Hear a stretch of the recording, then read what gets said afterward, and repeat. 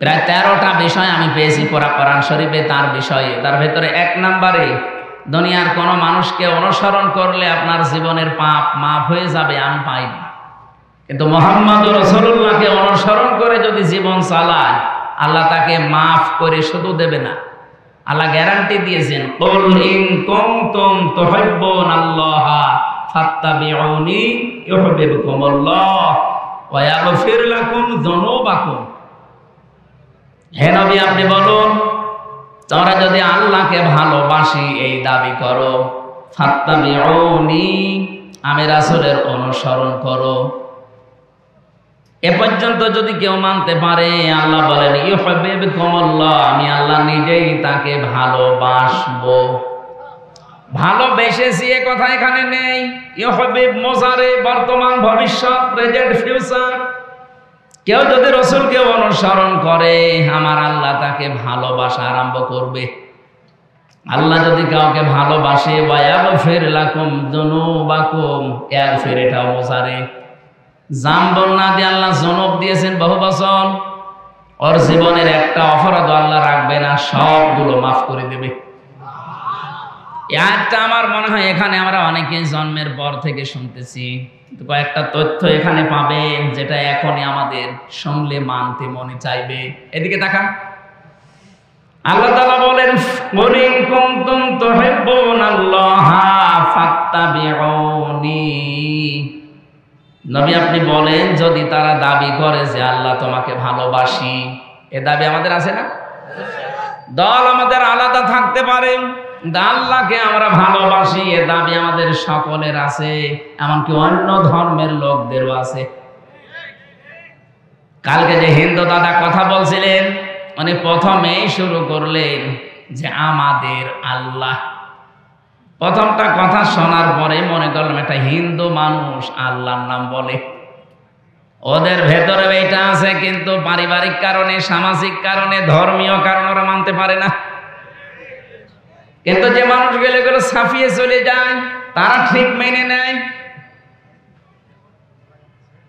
সবার ভেতরে এই আশা যে আমার ভগবান বলেন, গড বলেন, আল্লাহ বলেন, যাই বলেন না কেন আমরা তাকে ভালোবাসি, তাকে রাজি করতে চাই।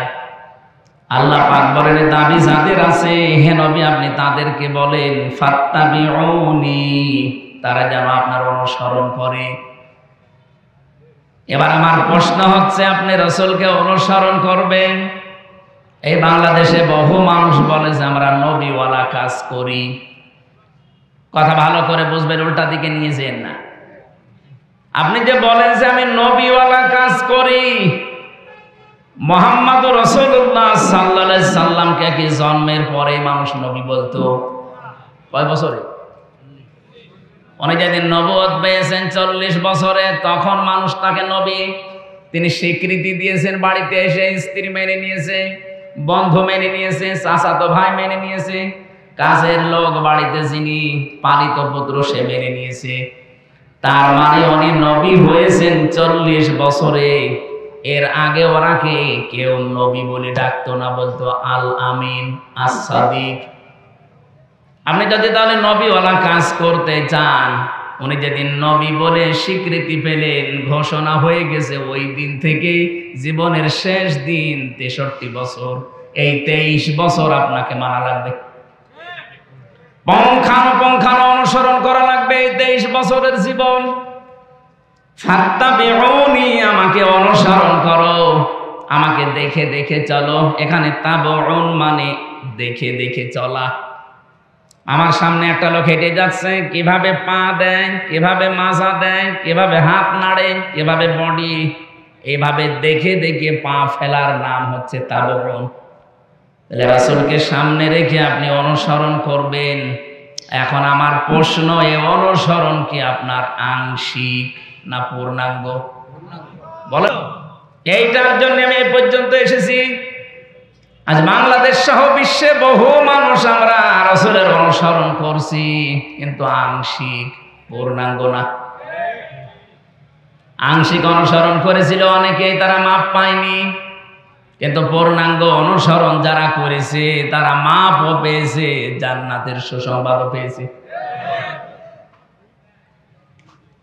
নবীজির পড়া জীবনী আপনি পড়বেন, সাহাবা একরামের জীবনী পড়েন, বহু কাফেরের জীবনী আমি পড়ে দেখেছি। বহু মানুষ রাসূলকে ভালোবাসতো আংশিক, কিন্তু রাসূলকে অনুসরণ করার ক্ষেত্রে তারা পূর্ণাঙ্গ রূপ দিতে পারে না। এই জন্য আল্লাহ তাদেরকে মাফ করে না, জান্নাতেও দেয় নাই। আব্দুল্লাহ বিন উবাইয়ের নাম আমরা জানি অনেকে। এই লোকটা রাসূলের এত অনুসরণ করেছে, তার পুরা জীবন আমি পড়ি মাত্র 2টা ভুল পেয়েছি। 1 নম্বরে উহুদের ময়দান থেকে 300 মানুষ নিয়ে ভেগে গিয়েছিল। 2 নম্বরে ও রাজনৈতিক জীবনে বিশ্ব নবীকে মানত না, ওর আদর্শ ছিল আবু জেহেল। ও রাসূলের পেছনে নামাজ পড়েছে, রাসূলের মতো জামা গায়ে দিয়েছে, রাসূলের মতো দাড়ি রেখেছে। আর এমন কোনো কিছু আমি পাইনি জীবনে যে অনুসরণ রাসূলের মতো হয়নি, সব রাসূলের মতো। শুধু রাজনৈতিক জীবনে বিশ্ব নবীকে নেতা মানে নাই, ওর নেতা ছিল, আদর্শ ছিল আবু জেহেল।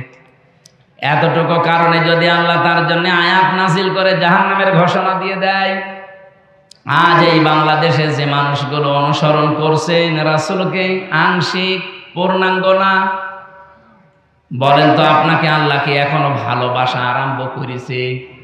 না। ফাত্তাবিউনি, এ পর্যন্ত আপনাকে অনুসরণ করা লাগবে, আংশিক না, পূর্ণাঙ্গ। আপনার নাম রাখা থেকে শুরু করে একেবারে মৃত্যু পর্যন্ত। এই জন্য আয়াতে আল্লাহ জানালেন, ওয়াবুদ রাব্বাকা হাত্তা ইয়াতিয়াকাল ইয়াকিন। সূরা হিজরের 99 নম্বর আয়াতে আল্লাহ বলেন, হে নবী, আপনার রবের ইবাদত করবেন ওই দিন পর্যন্ত যতদিন আপনার কাছে ইয়াকিন না আসে। ইয়াকিন মানে মৃত্যু। ইয়াকিন মানে কি? যতক্ষণ পর্যন্ত আপনার কাছে মরণ না আসে আপনি ততক্ষণ ইবাদত করবেন। যেহেতু রাসূলের অনুসরণ করা লাগবে আংশিক না, পূর্ণাঙ্গ, তাহলে আল্লাহ আপনাকে ভালোবাসা আরম্ভ করবে। আরম্ভ করে না। তাহলে এখন আমাদের উচিত হচ্ছে আমাদের অনুসরণ করা লাগবে, মাথা থেকে পা পর্যন্ত, রান্নাঘর থেকে আন্তর্জাতিক জীবন পর্যন্ত। কি আংশিক আংশিক না পূর্ণাঙ্গ? এই পূর্ণাঙ্গটা বলতে গেলে কিছু মানুষের মন পাওয়া যায় না। আমরা তো পূর্ণাঙ্গ অনুসরণের কথা বলি। আপনি যখনই পূর্ণাঙ্গ অনুসরণ আরম্ভ করে দেবেন, তখন আল্লাহ আপনাকে ভালোবাসা শুরু করবে। তাহলে এই দেশে যে আলেম, যে ইমাম, যে মুসলমান এখনো রাসূলুল্লাহকে পূর্ণাঙ্গ অনুসরণ আরম্ভ করে নাই, তাকে আল্লাহ ভালোবাসা শুরু বলেন না, করে না। আপনি পূর্ণাঙ্গ অনুসরণ আরম্ভ করার নিয়ত করেন, এখন থেকেই যদি আপনি কাজে লেগে পড়েন যে আমি এখন থেকে বিশ্ব নবীকে 40 থেকে 63, তিনি যেহেতু নবী ছিলেন এই সময়টা, আমি পূর্ণাঙ্গতাকে অনুসরণ করার সিদ্ধান্ত নিয়ে মাঠে নেমে পড়লাম। যখন নেমে পড়বেন তখনই আল্লাহ আপনাকে ভালোবাসা শুরু করবে। আর আল্লাহ যদি আপনাকে ভালোবাসা আরম্ভ করে দেয়, আল্লাহ বলেন ওয়ায়াগফির লাকুম যুনুবাকুম, একটা গুনাহ তো রাখবো না, পুরো জায়গাটা আমি আল্লাহ মাফ করে পরিষ্কার করে দেব। যেহেতু জামবন আল্লাহ দিতে পারতেন, জনব দিয়েছেন, একটা গোনাও থাকবে না। বাংলাদেশে বগুড়াতে যে থানা আছে, আপনি যদি কোনোদিন অপরাধ করেন দেখবেন ওই থানাতে চার্টে আপনার নাম লেখা হয়ে যায়। আপনি হয়তো মামলা থেকে অব্যাহতি পেলেন, থানা থেকে বের হয়ে চলে আসলেন, আপনার নাম কিন্তু মুছবে না, নাম থাকবে। আবার অপরাধ করবেন, আবার নাম উঠবে। আল্লাহ পাক বলেন আমি এমন ভাবে ওয়ায়াগফির লাকুম যুনুবাকুম, গুনাহগুলো এমন ভাবে মাফ করে দেব, ওই জায়গাটা তো পরিষ্কার হয়ে যাবে, ফাঁকা থাকবে না। আমি আল্লাহ ওই জায়গাতে নেকি দিয়ে ভরাট করে দেব। এই যে নেকি দিয়ে ভরাট করে দেব, এটা কোথায় আছে? সূরা ফুরকানের 71 নম্বর আয়াতে আছে, 70 নম্বর আয়াতে ফাউলাইকা ইউবাদদিলুল্লাহু সাইয়্যাতিহিম হাসানাত। আল্লাহ পাক যেন কুদরতি আঙ্গুল এভাবে দিয়ে দেখাচ্ছে, ফাউলাইকা, এই মানুষগুলো, এই বগুড়া, 4 মাথা না কয় মাথা এটা? বেড়ুলিয়া। এই এড়লিয়া ময়দানে যারা বসে আছে এই মানুষগুলো কি? এ মানুষগুলো ইউবাদদিলুল্লাহ, আমি আল্লাহ বদল করে পাল্টিয়ে দিচ্ছি, দেব। সাজ্জিয়াত, এটা বহু বচন। হাসানাত, বহু বচন। একটা গোনাও রাখবো না, যতগুলো গোনা মাফ হয়ে যাবে, পড়া জায়গাটা হবে নেকি দিয়ে ভরাট করে দেব। আল্লাহ এখানে পরে কয়েকটা নামও নিয়েছেন, ওয়া কানাল্লাহু গফুরুর রহিমা, আর সূরা ইমরান দিয়েছেন আল্লাহু গফুরুর রহিম। জোরে বল সুবহানাল্লাহ। এমন একটা মানুষকে অনুসরণ করার কথা বলছি যার অনুসরণে জীবনের অপরাধ একটাও আর থাকে না, সব মাফ হয়ে যায়, কিন্তু অনুসরণ করা লাগবে আংশিক না পূর্ণাঙ্গ। আমি আশা করছি আপনারা এটা মেনে নেবেন। মাথার চুল থেকে পা পর্যন্ত যেমন মেনে নিয়েছে, রান্নাঘর থেকে আন্তর্জাতিক জীবন পর্যন্ত ঠিক এইভাবেই মেনে নেওয়া লাগবে। যারা এই অনুসরণ পূর্ণাঙ্গ করতে পারেন না, আপনি ব্যর্থ। আপনাকে আল্লাহ এখনো ভালোবাসা আরম্ভ করেনি। এরপরও যদি কারো কানে না লাগে এ কথা, আমার আর কিছু করার নেই, এ দায়িত্ব আল্লাহর উপরে দিয়ে দিলাম। সূরা হিজর থেকে যে আয়াতগুলো পড়লাম, আমরা শেষ নাম্বার আয়াতের ব্যাখ্যাটা কিছু সময় করতে চাচ্ছি। থাকবেন তো নাকি? হিজর মানে পাথর। হিজর মানে কি? আল্লাহ রাব্বুল আলামিন বলেন, ওয়া'বুদ, ইবাদত করো, রব্বাকা, তোমার রবের। কতদিন পর্যন্ত করবা? হাত্তা, যতক্ষণ পর্যন্ত ইয়াতিয়াকাল ইয়াকিন, তোমার কাছে মরণ না আসে। এই আয়াত থেকে আমি কয়েকটা প্রশ্ন বের করি। আল্লাহর ইবাদত করা লাগবে যেহেতু মরণ পর্যন্ত, বলেন তো বাংলাদেশে সব জায়গা ইবাদত করার মতো পরিবেশ আছে? বলেন বলেন। হ্যাঁ, ব্যক্তিগত জীবনে আপনি হয়তো কিছু মানতে পারেন, পারিবারিক জীবনে কিছু মানতে পারেন, তো সামাজিক জীবনে, রাজনৈতিক জীবনে, অর্থনৈতিক জীবনে, ধর্মীয় জীবনে গিয়ে, আন্তর্জাতিক জীবনে, রাষ্ট্রীয় জীবনে আমার মনে হয় ইসলামকে পূর্ণাঙ্গ মানা সম্ভব। এটা সম্ভব হবে তখন এই ইবাদত, ওইগুলো পারিবারিক জীবনে যেমন ইবাদত আছে, ব্যক্তিগত জীবনে যেমন ইবাদত আছে, আর রাজনৈতিক জীবনে, অর্থনৈতিক জীবনেও ইবাদত নেই। এখানে বহু মানুষ আমরা আছি শুধু ব্যক্তিগত আর পারিবারিক জীবনের ইবাদতটা করি। আমার যে রাজনৈতিক জীবনে ইবাদত আছে আমরা অনেকে জানি না, অর্থনৈতিক জীবনে যে ইবাদত আছে আমরা জানি না। আল্লাহ যে বললেন মরণ যতদিন না আসে ইবাদত করো, আমরা তো ইবাদত করতে চাই, কিন্তু সে পরিবেশ নেই। আপনি ইচ্ছা করলেও হালালকে হালাল জেনে মানতে পারবেন না, হারামকে হারাম জানার পরও আপনি ছেড়ে দিতে পারবেন না। আজকে কুষ্টিয়াতে ডিসি, এসপি এবং মন্ত্রণালয় থেকে একজন, শিল্প মন্ত্রণালয় থেকে একজন অফিসার এসেছিল কুষ্টিয়ার এই যে চিনির মিল, এই সুগার মিলটা চালু করার জন্য 5 বছর অকেজো হয়ে পড়ে আছে।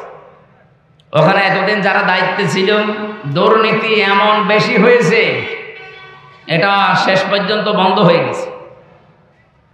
1965 সালে মিলটা তৈরি হওয়ার পর থেকে 25 সাল পর্যন্ত, 5 বছর নয় বন্ধ, 20 সাল পর্যন্ত একবার শুধু লাভ হয়েছিল, যেবার মাওলানা মতিয়ার রহমান নিজামী রহমতুল্লাহ আলাইহি শিল্পমন্ত্রী ছিলেন ওই সময়। তাছাড়া আজ পর্যন্ত লাভ হয়নি। ডিসি, এসপি এবং সচিব যিনি এসেছিলেন ওই জায়গা থেকে, সবাই, এলাকার সবাই ওই জায়গায় গিয়ে প্রশ্ন করছে এটা চালু করা লাগবে। ওনারা বলছে চালু করা তো লাগবে, কিন্তু এখানে যে বাজেট 300 কোটি টাকা লাগবে। আমার মনে হয় 300 কোটি টাকাও সরকার দেওয়া সম্ভব, কিন্তু টাকাগুলো 300 কোটি উপর থেকে বাজেট হয়ে আসতে আসতে সর্বশেষ 300 টাকা থাকতে পারে। আমি কয়েকদিন আগে রাজনৈতিক একজন লিডার, অনেক বড় মাপে, উনি আমারে বলছে যে হামজা ভাই, আমরা সারা জীবন রাজনীতি করেছি, এই দেশে যে বাজেট হয় সড়কের জন্যে, এই বাজেটগুলো আমরা হিসাব করে পেয়েছি 100 টাকা যদি বাজেট হয়ে আসে, এই সলিমদ্দি পর্যন্ত আসতে আসতে আর 3 টাকা থাকে। এই রাস্তাটা যদি 100 টাকা দিয়ে বাজেট করে করেন তাহলে 100 বছর যাওয়ার কথা। ওটা যদি 97 টাকা খেয়ে ফেলে আর 3 টাকা দিয়ে করে, ওটা কয় মাস যাবে বলেন বলেন? কোথায় 3 টাকা আর কোথায় 97 টাকা? শেষ পর্যন্ত দেখা যায় 3 মাস পরে রাস্তা হয়ে যায় ডেলিভারি রোড। যে সমস্ত মায়েদের পেটে সন্তান আছে এদেরকে যদি আপনি এখান থেকে বগুড়া পর্যন্ত নিয়ে যেতে চান, দেখবেন রাস্তায় বাচ্চা হয়ে গেছে। না অনেকে আবার বলেন না টাকা পয়সা তো খরচ হলো না, ভালোই হয়েছে।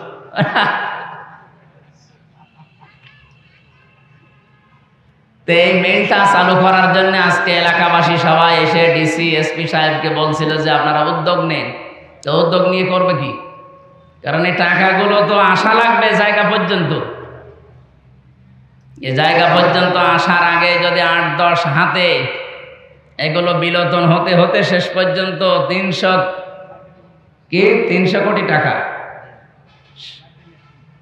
সেই জায়গা থেকে যদি 3 কোটিও না বাঁচে তো ও মিল কি আমাদের আগ পর্যন্ত আর দাঁড়াবে? এই জন্য আমাদের উচিত হচ্ছে, আমি যেটা এখান থেকে বোঝাতে চাই আপনাদেরকে, ইবাদত করার মতো পরিবেশ এখানে নেই। ডিসি সাহেব প্রায় 7-8টা পয়েন্ট বলছিল যে আমি চালু করতে পারছি না, এটা শুধু আমার হাতে না, এখানে আরো অনেক ডালপালা আছে। যেন হালালকে হালাল পন্থায় এনে কাজে লাগাবেন, পারছেন না, কারণ রাষ্ট্রে ইবাদত করার মতো সেই পরিস্থিতি নেই। এজন্য আমাদের উচিত আমরা এমন একটা দেশ গড়তে চাই যেখানে আমরা নির্বিঘ্নে ইবাদত করতে পারি। কি কথা বলেন না কেন? আমাদেরকে যিনি বানিয়েছেন ইবাদত হবে তার, আর আমরা এমন ইবাদত করব যেন ইবাদতে বাধা না আসে। এদেশে ইবাদতে বাধা আসে না? বলেন আসে না? এমনকি অনেকে আমরা বাস্তবতায় বাধ্য হই নিজের কর্মজীবনকে কলুষিত করার জন্য। এই যে প্রশাসনে যারা আছে, বিশেষ করে আগস্টের 5 তারিখের আগের ওই পুলিশ তো এখন অন্তত ওই মনোভাব নিয়ে এখন আর কাজ করছে না। এখন অনেকেই পরিবর্তন হওয়ার চেষ্টায় আছে। এই জন্য আমাদের দাবি হচ্ছে, ইসলাম যদি এই দেশে ক্ষমতায় যায়, আমরা বহুবার বলেছি এটা আমরা, যেহেতু এই বিভাগটা প্রশাসন যেটা পুলিশ, এটা হযরত ওমর বানিয়েছিলেন। সুবহানাল্লাহ বলতে পারেন না? অথচ এদের নাম শুনলে মানুষ এখন ঘৃণা করে। এদের কিছু কাজ কারবারের কারণে জাতির কাছে আজ এরা কালার হয়ে গেছে। আমরা ইসলাম যদি দেশে আনতে পারি, সর্বপ্রথম কাজ হবে প্রশাসনে যারা দায়িত্বে আছে, যে যে বিভাগে কাজ করেন, আপনারা 8 ঘন্টা ডিউটি করেন। শুধুমাত্র বাংলাদেশ প্রশাসনে 8 ঘন্টা না, এটা ডিউটি 24 ঘন্টায়। এজন্য আমরা আশ্বাস দিতে পারি, ইসলাম যদি এসে যায় এই দেশে, আপনি 8 ঘন্টা ডিউটির পরে যেই কয় ঘন্টা ডিউটি করবেন ওভার টাইম পাবেন। বাংলাদেশে এমন কোন চাকরি আছে যে 8 ঘন্টা ডিউটি করার পরে আরো 5 ঘন্টা এমনি করা লাগে? যাই করবেন ওভার টাইম পাবেন। এই কথা বলেন না কেন? প্রশাসনকে যদি ওই নিয়মটা করে দিতাম যে 8 ঘন্টা ডিউটির পরে আরো 4 ঘন্টা যদি করেন, আপনার বেতন যদি 40,000 হয়, আরো 20,000 ওর সাথে বৃদ্ধি হবে, ও তখন ঘোষ খাওয়া বন্ধ করত। আমি একজন ওসির নাম জানি, ওনার বেতন ওই সময় 42,000 টাকা। আমি বিশ্ববিদ্যালয়ে ছিলাম তখন, ওনারে পড়াতাম মাঝে মাঝে। বেতন ওনার 42,000, অথচ ওনার স্ত্রী, মেয়ে আর ছেলে 3 জন ঢাকাতে ফ্ল্যাট নিয়ে যেখানে থাকে ভাড়া হচ্ছে 52,000। বাকি এই 10,000 টাকা কি ফেরেশতারা দিয়ে যায়? অবশ্যই তারা এদিক ওদিকে টান মারা লাগে। এখন সরকার যদি ওনাকে 8 ঘন্টা ডিউটির পরে আরো 4-5 ঘন্টা যে ডিউটি করে ওভার টাইম দিত, কি কথা বুঝতেছেন? তাহলে ওনার ওই 42,000-এর জায়গায় আরো যদি 30,000 বাড়তো, টাকাগুলো পাচার না করলে 42,000-এর জায়গায় ওরে 30,000 বোনাস না, ওদের ওভার টাইম দেওয়া না, ওরা 50,000 টাকাও দেওয়া দিত। বললাম না, 100 টাকা বাজেট হয়, 3 টাকার কাজ হয়, 97 টাকা খেয়ে ফেলে। খেয়ে তাও নিজে রাখলে তো হয়, এগুলো সব পাঠিয়ে দেয় সাহেব পাড়া আর বেগম পাড়ার জন্য। আমি নিজে সাহেব পাড়া দেখে এসেছি, থাকে না, ওরা সব তালা লাগিয়ে হোটেলে থাকে ভয়ে, কারণে বাংলাদেশের 20 লাখ বাঙালি থাকে ওখানে। যদি ওরা দেখতে পাই পিটিয়ে মেরে ফেলবে, এই জন্য চুরি চুরি করে থাকে। কি করলেন এই অবৈধ কামাই করে? নিজেও ভোগ করতে পারছেন না, এই জন্য আমার মনে হয় আগামীতে কোনো পাগল যেন এ কাজ আর না করে। কাম তারাকু মিন জান্নাতি ওয়া উয়ুন ওয়া যুরু'i ওয়া মাকামিন কারীম কাযালিকা আওরাসনাহা কওমান আখারিন ওয়া না'মাতিন কানু ফিহা ফাকিহিন। আল্লাহ কি সুন্দর উদাহরণ দিয়েছেন। হে নবী, এরা কত বাগান, কত অট্টালিকা, কত সম্মানজনক বাড়ি ঘর সব ছেড়ে পালিয়েছে, সব পড়ে আছে আজ। আমার মনে হয় এই আয়াতটা আগস্টের 5 তারিখে আবার আরেকবার নাযিল হয়েছে।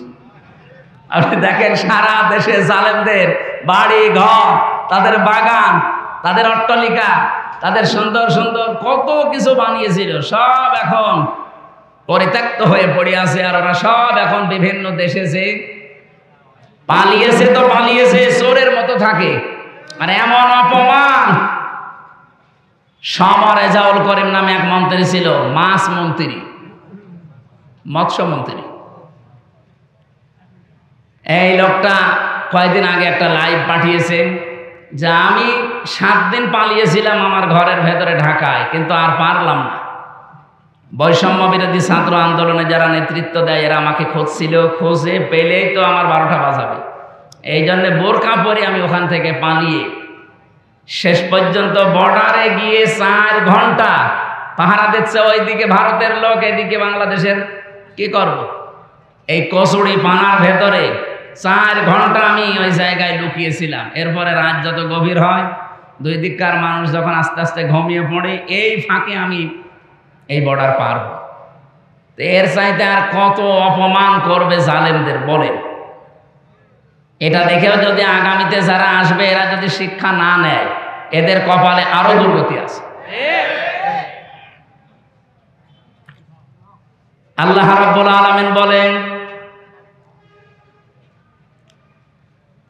ফাতিলকা বুয়ুতুহুম খাবিয়াতাম বিমা যালামু ইন্না ফি যালিকা লায়াতাল লিকাওমিন ইয়ালামুন। সূরা নমল 19 নম্বর পারার 20 নম্বর পৃষ্ঠার 7 নম্বর লাইনের 52 নম্বর আয়াতে আছে। আল্লাহ জানেভাবে হাত দিয়ে দেখাচ্ছেন, ফাতিলকা বুয়ুতুহুম, বাইতুন না দিয়ে বুয়ুত বহু বচন দিয়েছেন। এই সেই ঘরগুলো, খাবিয়াতাম বিমা যালামু, জনশূন্য হয়ে আছে, ওজাড় গৃহ, পরিত্যক্ত হয়ে আছে এদের জুলুমের কারণে। এজন্য যারা জালিম তাদের ওই জায়গা পর্যন্ত অভিশপ্ত হয়ে যায়। আমি তো আমার কুষ্টিয়ায় দেখেছি হানিফ সাহেবের বাড়ি, ইনু সাহেবের বাড়ি, কামারুলের বাড়ি, ওই জজ মিয়ার বাড়ি, বাড়িগুলো কত জাঁকজমকপূর্ণ ছিল। আগস্টের 5 তারিখের আগে কত নিয়ামত দিয়ে ভরা ছিল, কত বাগান, সুন্দর সুন্দর ফুলের গাছ। আগস্টের 5 তারিখের বিকাল 5টা বাজতে বাজতে ওটা শ্মশান বানিয়ে দিয়েছে কে? না, ফাকতি আদাবিরুল কওমিল্লাযিনা যালামু। সূরা আনআম 7 নম্বর পারা 12 নম্বর পৃষ্ঠা 4 নম্বর লাইনের 45 নম্বর আয়াতের প্রথম অংশে আছে। আল্লাহ তাআলা বলেন, জালেমদের শিকড় কাটা হয়ে গেছে। কেটেছে কে? হ্যাঁ, না না, আপনি আলে কতি আয়টা মজু, এর কর্তাকে ফাইলকে জানা নেই। জালেমদের শিকড় কাটা হয়ে গেছে, কিন্তু কেটেছে কে কেউ জানে না। এখন যদি আপনি বাংলাদেশে খোঁজ নেন যে বগুড়াতে যে জালেমদের বাড়ি ঘর ভাঙা হয়েছে, এটা ভাঙলো কে? একটা লোকের নাম বলেন। নেই। কে ভেঙেছে কেউ জানে। হানিফ সাহেবের বাড়ি পায়খানার প্যান্ট পর্যন্ত খুলে নিয়ে চলে গেছে, কিন্তু কে নিয়েছে কেউ জানে না।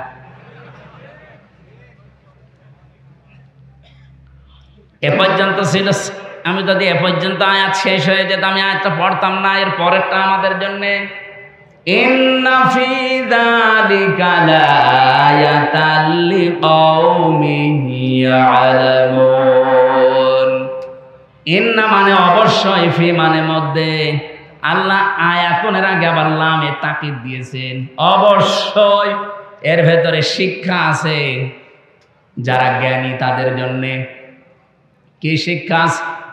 জালেমদের যে শিকড় ছিল, আপনি আগস্টের 5 তারিখের দুপুর পর্যন্ত কেউ এই দেশে ভাবে না যে ও পড়িয়ে যেতে পারে। কথা বলেন, কেউ চিন্তাও করে নাই কোনোদিন। আল্লাহ পাক বলেন ওদেরকে শিকড়ের দিকে তাকান। ইউনিয়নের দারোয়ান থেকে সংসদ পর্যন্ত একেবারে ধরে ধরে জালেমদের সব স্তরগুলো সাজানো ছিল। একটা দুইটা না, কমপক্ষে এক একটা জায়গায় 3টার উপরে স্তর ছিল ওদের। আমি রিমান্ডে প্রায় 7 প্রকার গোয়েন্দা বিভাগের লোক পেয়েছিলাম। ওরা আমার জিজ্ঞাসাবাদ করতে আসতো। যত গোয়েন্দা বিভাগ আছে একটার পর একটা আসে আর জিজ্ঞাসাবাদ করে রিমান্ডে। সবগুলো থরে থরে সাজানো ছাত্রলীগ দিয়ে। আমার যে ধরে নিয়ে এসেছে উনিও ওখানকার, মামলার যে আয়ু সে ওখানকার, যে ম্যাজিস্ট্রেট আমার মামলায় রিমান্ড দেবে 10 দিন সেও ওখানকার, যারা রিমান্ডে আমাকে কষ্ট দেবে তারাও ওখানকার। এ মামলা যেদিন তোলা হবে, যে পিপি আছে সরকারি পিপি সে ওখানকার, এমনকি যে জজ রায় দেবে সে জজও ওখানকার। আমার কি আছে বলেন তো? আছে না, আমার শুধু একজন উকিল আছে, এরকম এক মুরব্বী উকিল, ওর কথা শুনলেও চলে না শুনলেও চলে। আমি থরে থরে দেখলাম প্রায় 7 থেকে 8 প্রকার পর্যন্ত জালেমদের স্তরগুলো সব সাজিয়েছে। ওরা শুধু এই মামলার বিষয় না, বাংলাদেশে যত দিক আর বিভাগ ছিল প্রত্যেকটাই ওদের সাজানো। কিন্তু আল্লাহ পাক এমন ভাবে শিকড় কেটেছে, কে কেটেছে কেউ জানে না। এদের এত বড় শিকড় যদি কেটে ফেলা হয়, আগামীতে যারা চেয়ারে বসবেন তারা যদি এখনই যে আন্টি শান্টি শুরু করেছেন এইটাই যদি আপনার থাকে, আপনিও বিশ্বাস করতে পারেন 5 বছর পরে আপনার বাড়িও শ্মশান হয়ে যাবে। আশা করি কথা বুঝেছি। এরপরও যদি না বোঝার ভান করে থাকে, আমার ওয়াজে হবে না। এক লোক শ্বশুর বাড়ি যাওয়ার সময় দেখে যে রাস্তার পাশে একটা গন্ডা কাঁতু দিয়েছে, না হাসে না। 3 দিন পরে শ্বশুর বাড়ি থাকার পরে যখন ফিরে আসতেছে দেখে গন্ডার হাসতেছে। বলছে, গন্ডার তোমার 3 দিন আগে কাঁতু দিলাম, তখন তো হাসলে না, এখন হাসতেছ। গন্ডার বলছে, বন্ধু 3 দিন সময় লেগেছে চামড়া ভেদ করে কাঁতু লাগতে। গন্ডারের তো তাও 3 দিন পরে কাঁতু লাগে, আমাদের 54 বছরও লাগে নাই। এই লোকটা 54 বছর চিল্লিয়ে বেড়াচ্ছে, এই লোকটা 54 বছর চিল্লাচ্ছে, কাঁতু দিচ্ছে কত কায়দায়। কথা বলেন না কেন? কথা বলছেন? আমরা গন্ডারের চাইতেও এই জন্যে গন্ডার মার্কা হলে হবে, শিক্ষা নেওয়া লাগবে এখান থেকে। ইবাদতের পরিবেশ এখনো আসে নাই। শুধু নামাজের ফরজ 13টা 14টা ওয়াজিব মেনে নামাজ পড়লেন ফরজ মনে করি। আরে ভাই, নামাজ যেমন ফরজ, পর্দা করা কি? পর্দা করার মতো পরিবেশ বাংলাদেশে 100 জায়গায় আছে। কত জায়গায় পর্দাশীল মেয়ে লোকেরা লাঞ্ছিত অপমানিত হয়। যদি আমরা পরিবেশ তৈরি করে দিতে পারতাম, কেউ সাহস পেত না বোরকাওয়ালা পর্দাওয়ালা কোনো মেয়েকে অপমান করা। অর্থনীতিতে যে সমস্ত বিষয়গুলো থাকার কথা একটাও পাওয়া যায় না। অর্থনীতি যারা চালাচ্ছে, আপনি দেখেন যারা অর্থনীতি পড়ে, মোশারাকা লাগে, মোদারাবা লাগে, মোরাবাহা লাগে, বায়ে সালাম লাগে, বায়ে ইস্তেসনা লাগে, বায়ে মুআজ্জাল লাগে, ওয়াহেদা লাগে, এরকম 28টা নিয়ম পড়েছি। ইসলামী ব্যাংক বাদ দিয়ে বাংলাদেশে কোনো ব্যাংকে এই নিয়ম চলে না। যত ব্যাংক আছে আপনি একটা একটা করে দেখান তো। সোনালী, রূপালী, তারপরে চৈতালি আছে, ওটাও কয়েকদিন পরে হবে। তো যত ব্যাংকে বলেন, কোন ব্যাংকে আমরা নিয়ম নীতি পাচ্ছি না। ইসলামী ব্যাংক 100% পারছে না, কারণ যাকাত ভিত্তিক অর্থনীতি যতদিন কায়েম না হবে ততদিন পর্যন্ত এদেশে 100% সুদ মুক্ত থাকা সম্ভব না। এই জন্যে ইসলাম যারা পালন করতে চায় তাদেরকে আল্লাহ জানিয়েছেন আল্লাযীনা ইম্মাক্কান্নাহুম ফিল আরদি আকামুস সালাহ ওয়া আতাবুজ যাকাহ। আমি যদি আমার ইমানদার বান্দাদেরকে চেয়ার দান করি ক্ষমতা, তাদের প্রথম কাজ হবে তারা নামাজের বিল এনে নামাজ কায়েম করে দেবে জমিনে। বাংলাদেশের সামনে ৩০০ জন এমপি হবে, ১৫১ জন যদি এবার কোরআনের পক্ষের মানুষ সংসদে যেতে পারে, কি কথা বলে না কেন? তারা প্রথম অধিবেশনে বলবে মাননীয় স্পিকার আমরা নামাজের বিল চাই। আর ওই দিন যদি বলে ঠিক আছে হাত তোলেন, ১৫১ জন যদি হাত তুলে ফেলতে পারে, ওই দিনে নামাজের বিল কায়েম হয়ে যাবে। তখন বজলুর রশিদ মিয়া, রুহুল আমিন, আমির হামজা এদের এরকম নামাজের ওয়াজ করা লাগবে? আপনি নামাজ পড়বেন, আপনার বাপ পর্যন্ত পড়বেন। এই যে 18 কোটি মানুষ নামাজ চালু হয়ে গেল, আপনি হয়তো ভোট দিয়েছিলেন হামজাকে একটা, 18 কোটি মানুষ নামাজ পড়লে যে সওয়াব হয় ওই সওয়াব প্রতিদিন পাবেন। যাকাত, যাকাত ভিত্তিক অর্থনীতি তারা কায়েম করবে। এটাও তো ইবাদত, নামাজ যেমন ইবাদত, যাকাত ইবাদত না? এটা কি এই দেশে এখন যাকাত ইবাদত আছে না জরিমানা হয়ে গেছে? যাকাতে মানুষ এখন আর যাকাত বলে না, বলে জরিমানা। আমরা চাচ্ছি ইসলামকে সব জায়গায় পৌঁছিয়ে ইবাদতের ক্ষেত্র বানিয়ে দিতে, আমরা যেন মরণ পর্যন্ত ইবাদত করে আল্লাহর সন্তুষ্টি নিয়ে জান্নাতে যেতে পারি। আর যদি এর বিকল্প কিছু তৈরি করেন, কদ খাসিরাল্লাযীনা কাযযাবু বিলিকাইল্লাহ, সূরা আনআমের 31 নম্বর আয়াতে আল্লাহ জানিয়েছেন অবশ্যই ক্ষতিগ্রস্ত হয়ে গেছে ওই মানুষগুলো, কাযযাবু বিলিকাইল্লাহ, আল্লাহর সাথে সাক্ষাৎ হবে এটা যারা মিথ্যা মনে করে। আর 5-7 মিনিট থাকা যাবে না? একটু কষ্ট করেন, আমি আয়াতটা শেষ করব ইনশাআল্লাহ। রব্বুল আলামিন বলেন হাত্তা ইযা জাতুহুমুস সাআতু বাগতাতান, হঠাৎ করে যখন তাদের সামনে, এখানে সাআতুনের অর্থ দুইটা, এক নম্বরে কিয়ামত আর একটা মৃত্যু। হঠাৎ করে যখন তাদের সামনে মরণ চলে আসে, ক্বালু ইয়া হাসরাতানা আলা মা ফাররাতনা ফিহা, পেছনের দিকে তাকায় আর আফসোস করে, আল্লাহ আমি কি পাঠালাম, আমি কি পাঠিয়েছি এটা।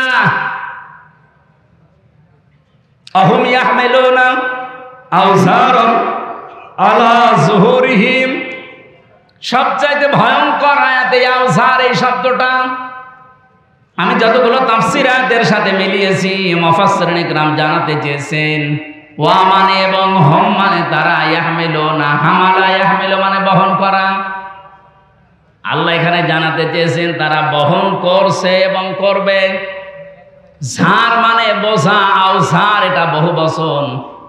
ওই মানুষগুলো কিয়ামতের দিন বোঝা সমূহ আলা যুহুরিহিম, তাদের পিঠের উপরে বহন করে নিতে থাকবে। আল্লাহ যদি ঝাড় দিতেন আমি আয়াতটা সত্যি পড়তাম না, কিন্তু আওঝার দিয়েছেন, এই জায়গায় আমাদের ঝামেলা। আমার 33 বছর বয়স এখন, আমি যদি এখন মারা যাই, মনে করেন 33 বছরে 33 মন গোনা করেছি, মারা যাওয়ার পরে আমার পিঠের উপরে যদি 33 মন গোনা চাপিয়ে দেয়, আমার বিচার শেষ। কি না, মানে আমি গোনা করেছি 33 মন, কিয়ামতের দিন আমার পিঠের উপরে 33 মন চাপিয়ে দিয়েছে, শেষ। 30 মনই চাপিয়ে দিত, আমার বিচার শেষ, আমি তো আর বেশি কম করছি না। কিন্তু আল্লাহ আওঝার দিয়েছেন কেন? আমি হয়তো 33 বছর বয়সে 33 মন গোনা নিয়ে মরে গেলাম, এমন এমন কাজ দুনিয়া আমি রেখে গেলাম, আমি মারা গেছি কিন্তু ওই কাজগুলো মারা যায়নি। আমি এমন একটা সংগঠন বানিয়েছি, আমি মরে গেছি কিন্তু সংগঠন এখনো বেঁচে আছে। ওই সংগঠনের ছেলেরা মানুষের কাছে চাঁদাবাজি করে, ওই সংগঠনের ছেলেরা মানুষের রগ কাটে, ওই সংগঠনের ছেলেরা মানুষকে বিনা কারণে কষ্ট দেয়। আমি তো মরে গেছি 33 মন গোনা নিয়ে, কিন্তু ওরা যা করবে ওগুলো সব ফিলাক্সি লোড হয়ে আমার আমল নামায় জমা হতে থাকবে। মরেছিলাম মাত্র 33 মন গোনা নিয়ে, কিয়ামতের দিন যখন আমি উঠব 33,000 মন হয়ে যাবে। এরকম মানুষ বাংলাদেশে নেই, নাম ধরা লাগবে। এই জন্য আমার ভয় হয় এই জায়গায়। আল্লাহ যদি এ পর্যন্ত বলতো, এর পরের শব্দটা মারাত্মক, আলা সামা ইয়াসিরুন। ফেরেশতারা বলবে কত নিকৃষ্ট বোঝা হামজা বসলো, রুহুল আমিন এরা বহন করে নিয়ে যাচ্ছে। আজকে হয়তো সম্মান দিয়ে চেয়ারে বসিয়েছেন, কিয়ামতের দিন আমার গোনা বাড়তে বাড়তে বোঝা হতে হতে যখন 33 থেকে 33,000 মন হয়ে যাবে, কিয়ামতের ময়দানে আমার এই দৃশ্য দেখে ফেরেশতারা বলতে থাকবে আলা সামা ইয়াসিরুন, কত নিকৃষ্ট বোঝা এরা বহন করে নিয়ে যাচ্ছে। বলেন নাউজুবিল্লাহ। আয়াতটা পড়ার পরে সত্যি আমাদের ভয় হয়। তারপর একটা আশার বাণী পেয়েছি, বিশ্বনবী জানিয়েছেন যারা আলেম কিয়ামতের দিন আল্লাহ সবার সামনে তাদের বিচার করবে না। ময়দানে মাহশারে কঠিন অবস্থায় আল্লাহ পাক নিজে কুদরতি একটা চাদর দিয়ে মানুষটাকে ঢেকে নেবে, আড়াল করে নিয়ে জিজ্ঞাসা করবে, বসলো এই কাজগুলো করেছিলি? আল্লাহ যেহেতু সব জানে, মাথা নিচু করে জবাব দেওয়া লাগবে, আল্লাহ আমি করেছি, আমারে মাফ করে দেন। তার চোখের দিকে কাকতি মিনতির দিকে তাকিয়ে শেষ পর্যন্ত আল্লাহ বলবে, গোপনে মাফ করে দিলাম, কাউকে বলবি না, জান্নাতে চলে যা। এইটা চাচ্ছি আমরা। তাছাড়া আল্লাহ যদি হিসাব নেওয়া শুরু করে, এখানে যত ভালো ভালো মানুষই আমরা বসে আছি, কেউ পার পাওয়া সম্ভব না। কিয়ামতের দিনে যে হাদিসটা যে ব্যাখ্যা বলেছি, কিয়ামতে যেন আল্লাহ আমাদের সাথে এই আচরণটা করেন। বলেন আমিন। দুনিয়াতে এমনও মানুষ আছে শুধু গনায়ে জারিয়া বলি আমরা, সাদগায়ে জারিয়া, গনায়ে জারিয়া আছে। আপনি এমন এমন কাজ করে গেলেন, মরে গেছেন, কিন্তু কাজ জারি থাকবে। এমন এমন ভালো কাজে আঞ্জাম দেওয়া দরকার। মাওলানা যুক্তিবাদী আজকে যে মাদ্রাসাটা বানিয়েছে, কিয়ামত পর্যন্ত যেটা টিকে থাকে, 4 জন হাফেজ হয়েছে, এরা আরো 4 জনকে বানাবে, এরা আরো 4 জনকে বানাবে। এলেম এভাবে ছড়াতে ছড়াতে কিয়ামত পর্যন্ত চলে যাবে। মানে হয়তো আর 20-30 বছর পরে মরে যাবে, কিয়ামত পর্যন্ত কবরের ভেতরে আমার আল্লাহ সওয়াব পাঠাতেই থাকবেন।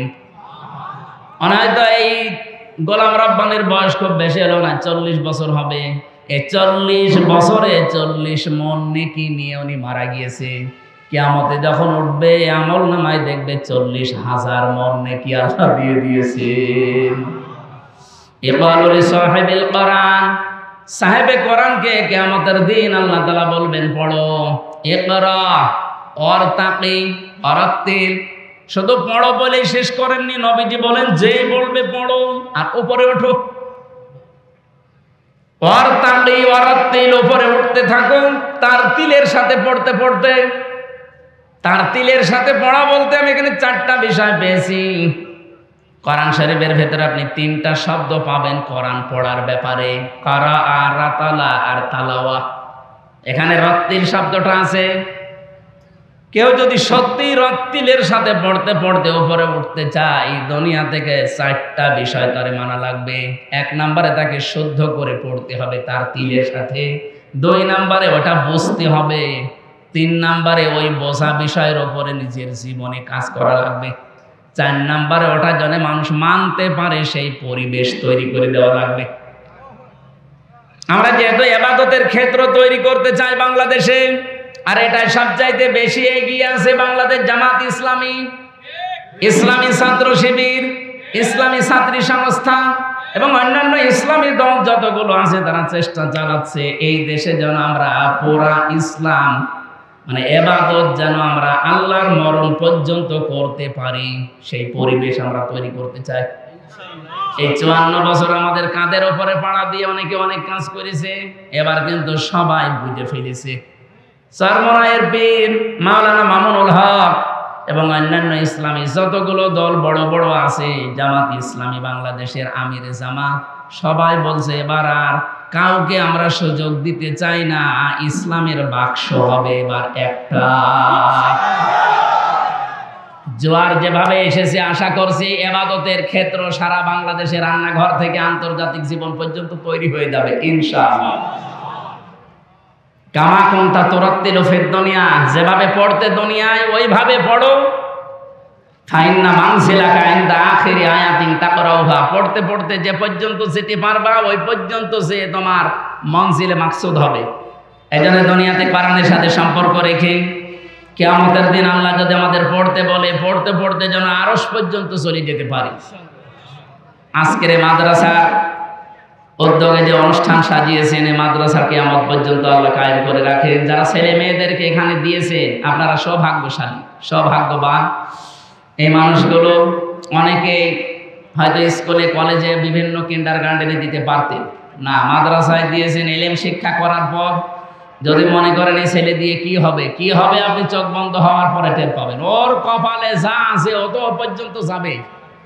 আল্লাহ রাব্বুল আলামিন এর মাধ্যমে কিয়ামতে আপনার মাথায় নূরের টুপি আল্লাহ যেন পরিয়ে দেন, বলেন আমিন। আমরা আজকে আর কথা বলছি না, 12টা বাজে, আগামীতে আবার আসলে কথা বলবো ইনশাআল্লাহ। সম্মানিত সভাপতির অনুমতি নিচ্ছি, চাচা মোনাজাত করে দিন। আল্লাহুম্মা গফিরলি ওয়ারহামনি ওয়াহদিনি ওয়াফিনি ওয়ারযুকনি ইয়া রাব্বাল আলামিন।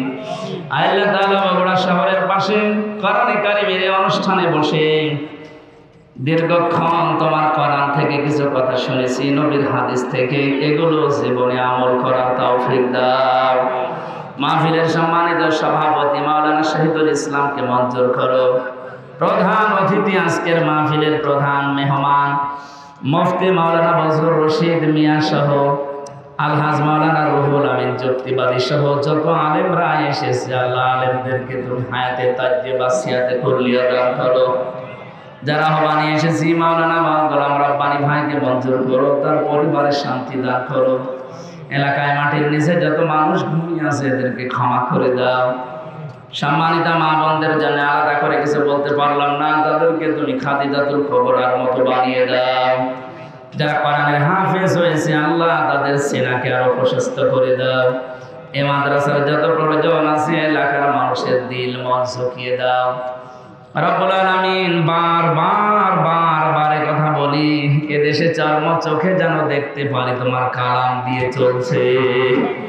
বারাকাল্লাহু লানা ওয়া লাকুম ফিল কোরআনিল আযীম। আলহামদুলিল্লাহি রাব্বিল আলামিন। লা ইলাহা ইল্লাল্লাহু মুহাম্মাদুর রাসূলুল্লাহ। আসসালামু আলাইকুম।